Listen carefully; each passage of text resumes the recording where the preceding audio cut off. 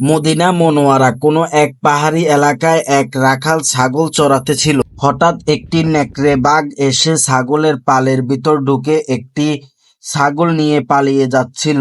রাখাল ধাওয়া করে বাঘ থেকে ছাগলটি উদ্ধার করলো।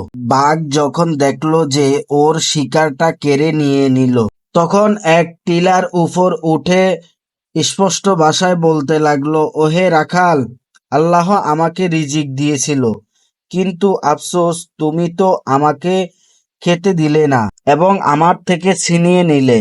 রাখাল বাঘকে কথা বলতে দেখে সে অবাক হয়ে গেল। তারপর রাখাল বলতেছে, বাঘও কি কথা বলতে পারে? আমার এই জীবনে আমি প্রথম দেখলাম যে বাঘ কথা বলতে পারে।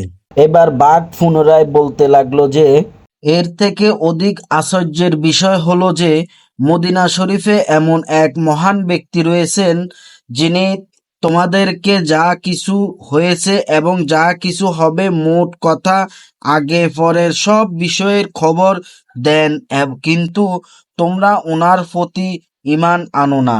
বাঘের মুখে এই কথা শুনে খুবই প্রভাবিত হলো এবং হুজুরের দরবার শরীফে উপস্থিত হয়ে মুসলমান হয়ে গেল।